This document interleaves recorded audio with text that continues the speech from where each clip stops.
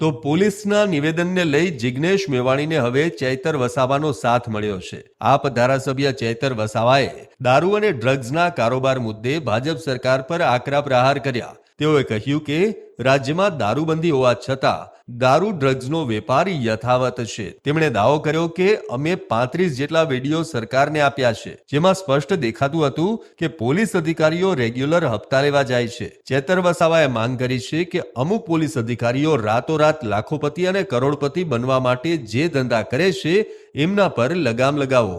ત્યારે ડ્રગ્સમાં યોગ્ય કાર્યવાહી કરવાની જગ્યાએ જે સરકાર કામ નથી કરતી, એ જ પ્રકારે અમે ભરૂચમાંથી 35 જેટલા વિડીયો પણ સરકારને આપ્યા હતા કે પોલીસ અધિકારીઓ રેગ્યુલર હપ્તા લેવા જાય છે।